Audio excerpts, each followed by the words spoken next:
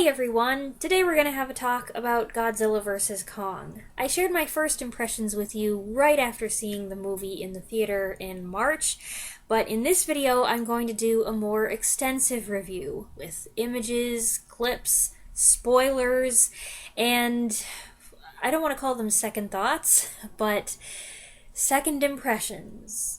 2021's Godzilla vs. Kong, directed by Adam Wingard, is the fourth and allegedly final film in the legendary Monsterverse, the collaborative effort between Warner Brothers and Toho Studios to bring King Kong, Godzilla, King Ghidorah, and several other kaiju properties together on screen. Using plot points, visuals, and individual characters, this film references all three of its predecessors, 2014's Godzilla, 2017's Kong Skull Island, and 2019's Godzilla King of the Monsters, and ties up the overarching Monarch, Titan, Apex Predator storyline, which here culminates in an epic battle between the last two giants standing. I have mixed feelings about this one, especially now that I've seen it again. Fresh out of the theater after the first showing, I was pretty enthusiastic, and my first impressions video reflected that, and I wouldn't take back anything that I said in that video. I'm not going to delete it because, I've changed my mind now. Even in that video, I alluded to things I wasn't so sure about, and I felt I needed to think about it some more and let some time go by and then see what I thought after a second viewing. I have to compare my experience with this film to my experience with its immediate predecessor, the film it's most closely linked to, Godzilla King of the Monsters. Some of you might remember when I saw King of the Monsters, I was pumped. I was exhilarated leaving the theater, and I looked forward to watching it again, sharing it with my mom, and re-experiencing images that I carried with me long after seeing the movie. The eco-terrorist plot I didn't really care about, a lot of the characters I didn't really care about, but for me, the other stuff made up for that. The visuals, the music, the Rodan scene, the Mothra scene, King Ghidorah's emergence from ice, and how well the three heads were characterized, the mysterious glimpse we get of the Hollow Earth, that emphatically anthropomorphic, kinda weird but kinda awesome finale. I wanted to see it again. That has not been the case with Godzilla vs. Kong. I was enthusiastic about its spectacle, its special effects, and its music, but my excitement did not reach the same height that it did for the previous film, and in the last few months, I've kind of forgotten about it. Let's do a little summary here. This film starts by informing us that Kong is now being monitored at a containment facility on Skull Island. It then introduces us to Apex Cybernetics, a futuristic tech company with a lab in Pensacola where they're doing research into the Hollow Earth, among other things. When Godzilla shows up and randomly attacks this lab, everyone jumps to the conclusion that he's gone crazy and is evil now and must be destroyed. Meanwhile, the head of Apex Cybernetics gets a team together that will use Kong to show them the way to the Hollow Earth to get a material that they want to mine. But en route to the entrance, the convoy is arrested by Godzilla, who senses in Kong a rival apex predator and goes to battle with him. In addition, a pair of conspiracy theorists, plus a sidekick, go snooping around Apex Cybernetics to uncover what they're really up to and why Godzilla attacked. The film jumps around from Pensacola to the Pacific to Antarctica to the center of the Earth and out the other side to Hong Kong, where Godzilla and Kong have a rematch and beat the snot out of each other. No sooner does Godzilla accept Kong's surrender when a new opponent emerges, Mechagodzilla, and the only way it can be defeated is if Godzilla and Kong work together, with a little help from their human friends. If you strip it down to the bare bones, the story is relatively simple, but they sure did everything they could to make it convoluted and confusing. I don't think they explain fully how Kong came to be under surveillance at this enormous facility. You're left to infer a lot of what's happened since the events of the 2017 film. This is a poor substitute for the freedom he knew before, and he's fed up with it. It's a good opening twist when Kong has a Truman Burbank moment and cracks the ceiling. Without a doubt, King Kong is the hero and protagonist of this film. He gets more screen time, more close-ups, most of the flattering action shots, and there are more characters in the film rooting for him than are rooting for Godzilla. He looks great, I praised the special effects before, and I have to reiterate that he is superbly animated down to the finest details. But at the end of the day, I was rooting for Godzilla, so there's that. The use of 60s hits as a personal soundtrack for Kong is unusual. Bobby Vinton's Over the Mountain, Across the Sea is used in the first scene. Elvis's Loving Arms is played when he's being transported. And The Air That I Breathe by the Hollies plays over the last scene. Not something I would have expected, but these choices do reflect the mood and add to our view of Kong as a sympathetic figure. With Kong being the last of his kind and a melancholy loner, I'm kind of surprised that they didn't go with another Bobby Vinton song, Mr. Lonely, but maybe that would have been too much. Besides, he does have one friend, the little girl, the last surviving descendant of the native Skull Island tribe that worshipped Kong. I continue to like the bond they share, which makes sense in context while also bucking cinematic tradition, and I still enjoy the reveal that he's secretly learned how to communicate with her through sign language. Although when I saw it in the theater, I was like, wait a minute, did he also just speak? Or am I hearing things? I think it was the latter, because a groan can sound like someone saying home. Anyway, if Kong starts speaking English, I'm done. Either of them. If Godzilla starts speaking English or Japanese, I quit.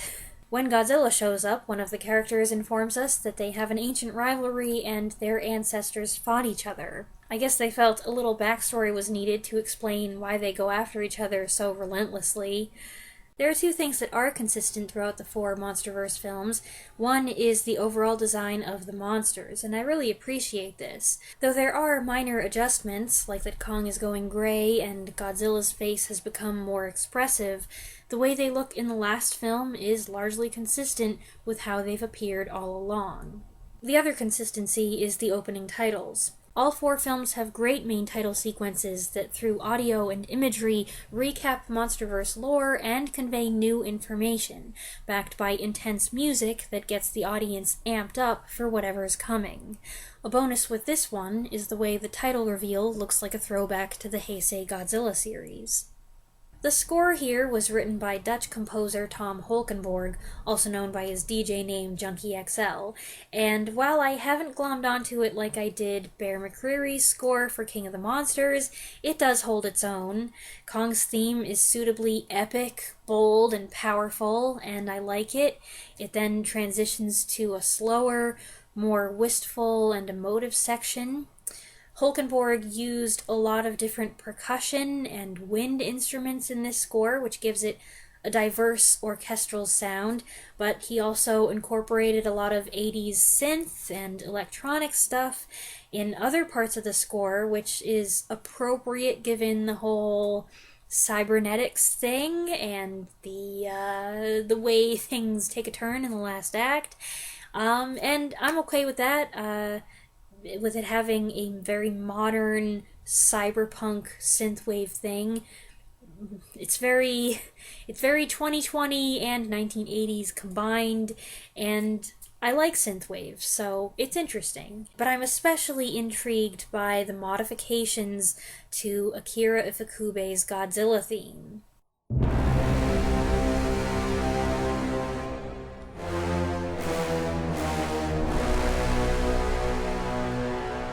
First of all, I love how enormous it sounds, blast you right out of your seat, and it's different, yet similar enough to be recognizable, sitting in this musical uncanny valley where it's familiar, but the notes are different from what you expect, and it's quite sinister. And when I heard this before going to see the film, they released these 2 tracks a week or 2 before the movie came out.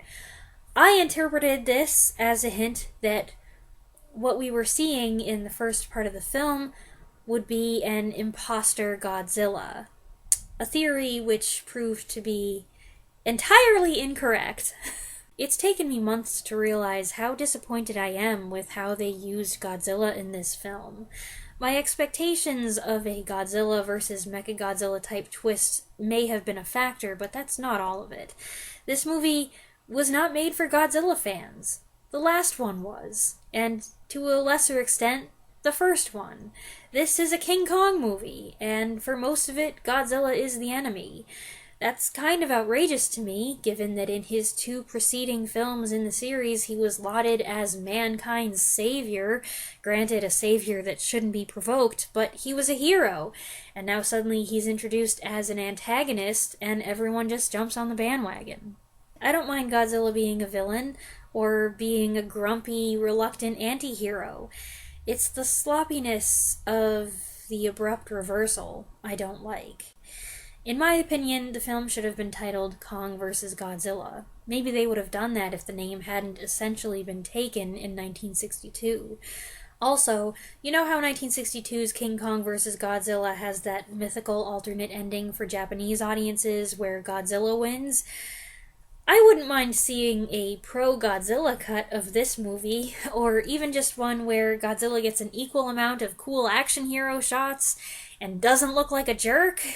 I do like the teamwork, however, where 2 enemies have to come together to fight a common adversary. That was satisfying. Would have been more satisfying if Mechagodzilla didn't feel shoehorned in at the last minute. I was excited to see yet another take on Mechagodzilla. Whatever, is a staple of the Godzilla franchise, just like Mothra and Rodan and King Ghidorah, and we got new versions of them, so bring it on! And there were so many theories about him possibly playing a role in this movie, and I'm glad that he did. I just think some of the theories were better than the story we actually got. I admit I don't fully get how the whole thing works here. They took DNA from King Ghidorah's lopped-off head that Charles Dance recovered in the King of the Monsters post-credits scene and converted it into a living supercomputer operated by an entranced pilot, and somehow this makes Mechagodzilla a functional and superior predator? Okay. The problem is, or one of the problems is, that Mechagodzilla doesn't come across as the menace he could have been. I do like the moment when the computer says pilot disconnected and we see Mechagodzilla's head turn independently. That was great. But this comes so late in the film that it feels like too little too late. He breaks loose, destroys some buildings, and causes a panic, there's a fight, and then that's it. It's kind of anticlimactic. I also had to roll my eyes at the moment when they made sure to clarify who this was so that people unfamiliar with the character would get the name right. As for other monsters, the trip to the Hollow Earth gives us this ugly creature, along with big spiders, bat-like birds, and these dinosaur-looking things.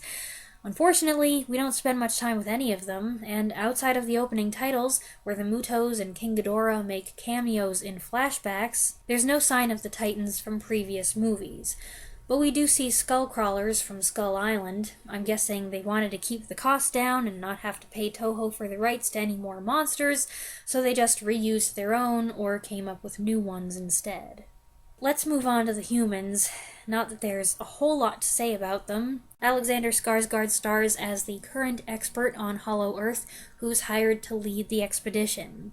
When we first are introduced to him, one character says, "I'm sorry about your brother," which immediately launched a whole train of thought for me. Wait, who's his brother? Do we know him? Do we know his brother? Was he in one of the other movies? Was he somebody who died? Is he important? Who is it? What's his name again? This ended up being there is no connection to anything in previous movies as far as I know, and I can't be the only one that went down that rabbit hole. Rebecca Hall plays the scientist who's monitoring Kong, who also has an adoptive mother-daughter relationship with the little girl Gia, played by Kaylee Hoddle. She's not an especially interesting character, although their relationship is sweet. Millie Bobby Brown returns as Madison Russell, leading the charge into Apex Cybernetics because apparently she's the only one who believes Godzilla must have had good reason for attacking. I didn't like her much in King of the Monsters, and I like her even less here. The character, who looks to be somewhere between 12 and 22 now, is pushy, reckless, and rude, and acts like she thinks she's smarter than everyone else. Her dad, played by Kyle Chandler, reappears a few times as well, though he serves no real purpose in the film other than to observe what's going on in Hong Kong and to look worried about his daughter. She teams up with a podcaster, played by Brian Tyree Henry, a character who talks a lot and is supposed to be one of the good guys, but his annoying quirks reminded me too much of Dennis Nedry from Jurassic Park. Along for the ride is Madison's overwhelmed friend, played by Julian Dennison, who was great in Hunt for the Wilderpeople a few years ago, but his and Brian Tyree Henry's attempts to provide comic relief were mostly unsuccessful and just provided additional noise in a side plot that really wasn't memorable. The bad guys don't make an impression either. Demian Bashir's character is a cartoonishly obvious villain, and the daughter he sends on the expedition in his place, played by Eiza Gonzalez, is even more flat and forgettable. At least he had some charisma. Working with the bad guy to develop the Mechagodzilla pilot system is a character named Serizawa, played by Shun Oguri. I don't know why they chose the name Serizawa when there's no indication, in the final cut at least, that he bears any relation to Ken Watanabe's Dr. Serizawa from the previous films. I had thought there was potential for an emotional storyline there or some kind of arc, but they didn't do anything with it, so it was just another distraction. I know some people say, who cares? These movies always have weak characters and relationships. But you can find good characters and solid relationships in Godzilla movies. I know it's possible. The original 1954 film did it, and so did others, and I see no reason to hold subsequent films to a lesser standard, just because they're monster movies and hoity-toity people look down on them. The visuals are the film's strongest selling point. Its name is Godzilla vs. Kong. It promises epic fights between towering beasts, and it delivers. There are 3 rounds. I don't know if people consider that too few, too many, or just enough. I thought it was enough. The first is the one heavily advertised in the trailers, where Godzilla intercepts the convoy. It ends with a questionable victory for Godzilla, as the humans trick him into leaving. And I have to say, I don't feel great that it was not a decisive victory, and they kind of made him look stupid in the process, but I'm a Godzilla fan, so what can I say? The second match goes down in Hong Kong, amid neon lighting that echoes 2013's Pacific Rim. Kong wins this round, but then Godzilla comes right back for round 3, a more vicious fight that ends with Kong's bitter, angry surrender. Godzilla's fighting style is pretty much the same as it was in the last movie, but Kong is a lot more trained here than he seemed in Kong Skull Island. So I gotta wonder, was the little girl teaching him mixed martial arts and wrestling moves in addition to sign language? I remember some people made a big deal out of the way Kong fixed his busted shoulder as a move copied from Lethal Weapon 2, which, I don't know anything about. But they actually credited Lethal Weapon 2 at the end, so that's really a thing that they had him do, that they stole from that movie. That's weird. I'm not sure how I feel about that. I mean, I don't really care that much, but if it's something that is so obvious that people who are fans of those movies called it out, I don't know, I kind of feel like maybe they shouldn't have done it, except, wait a minute, let's go back to the 1960s. There were fight moves that Godzilla pulled off that were pop culture references to actual fighters or characters in other things. So there is a precedent for this. I guess it gets a pass from me. There is a nice throwback here to a scene in the 1962 film as well, the famous eat your vegetables moment. All that said, as someone who doesn't like wrestling, doesn't care for mixed martial arts, and has never been a fan of excessive fight scenes in any movie, except maybe old sword fights in swashbucklers, these do tend to go on kind of long. Yes, this is what we wanted to see. Yes, this is so much better than how the fights were managed in 2014 Godzilla, where we kept cutting away during the action. But I get restless when any movie just turns into two characters pummeling each other.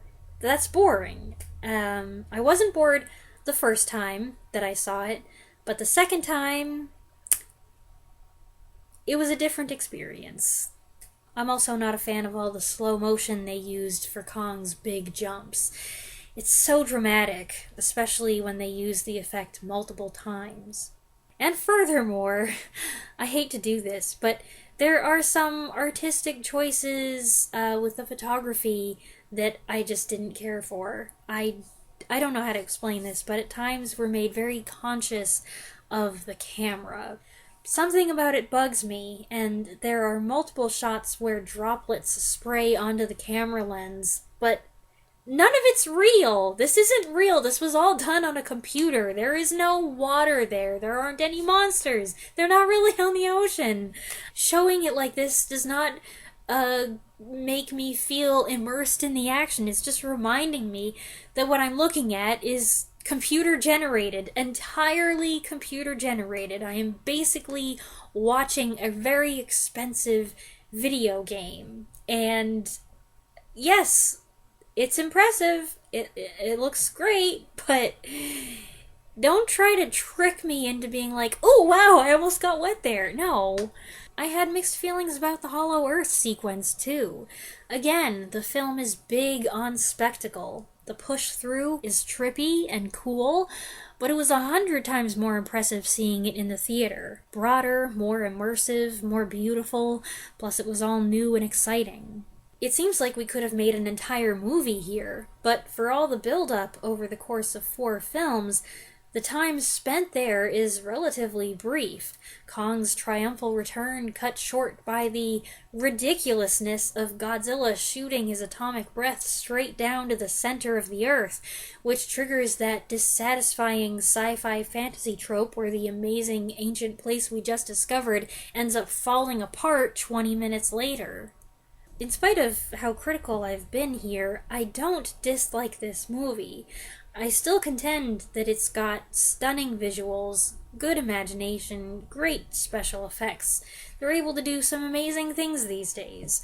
I'm especially glad I saw it in the theater, because like so many of the big blockbusters they make these days, it's a completely different experience on the big screen. And that's why in my first impressions video, even though there were things I didn't love about the movie and I was kind of questioning, I encouraged people, if they were willing and able, to go see it in the theater while they could, rather than streaming it.